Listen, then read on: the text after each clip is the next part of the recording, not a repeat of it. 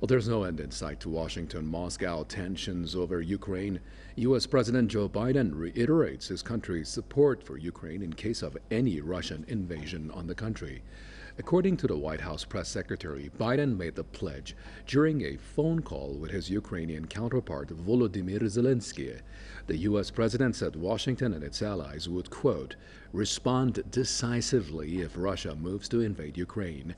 That is days after Biden held a second conversation in a month with Russian President Volodymyr Putin amid tensions on the Russian-Ukrainian border. The U.S.-led NATO military alliance claims Moscow is building up troops on its border with the intention to attack Ukraine. Moscow denies the allegation, saying its troop movement is aimed at securing own territories.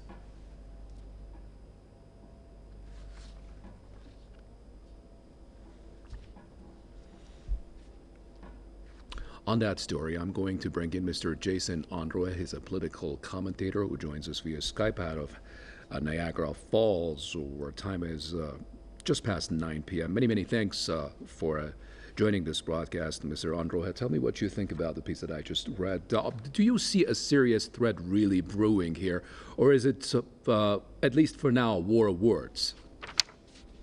I think for now, this is definitely a war of words.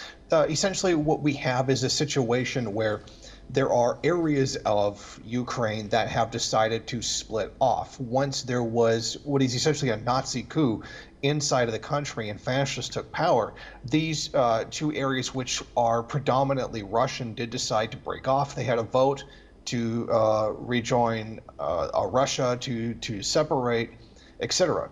Now, their breaking off is something that the United States, or specifically the proxy forces inside of Ukraine, cannot afford to have happen.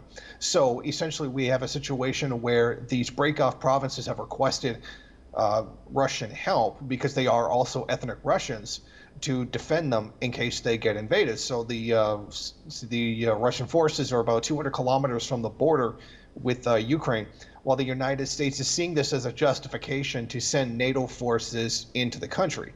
But essentially what we have here is a situation where Russia is not going to go in and do anything unless NATO goes in and tries to force those areas to come back to the country. So the ball in this situation is certainly in the U.S. court, but what they're trying to frame this as is that Putin has built up the army next to Ukraine to take it over because Putin's bad, or whatever reason that it is that they're throwing out into the media, when really Putin is there at the request of the separatist forces inside the country. But of course, it is also in Russian interest to at least partially be a part somewhat of Ukraine, because Ukraine has always been a very central point in what has been a long-standing history of aggression between the East and the West. Many past wars that were East and West, one of their main focal points was Ukraine, given its geographical position. So in that aspect, it's very important to Russia. And Jason, what do you think? In what direction are we headed?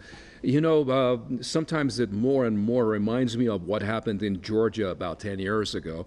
And the support that the Western Bloc was supposed to, or was thought to be giving to President Saakashvili back then. Do you see the same scenario, perhaps if things really get that serious? Do you see the same scenario playing a role here?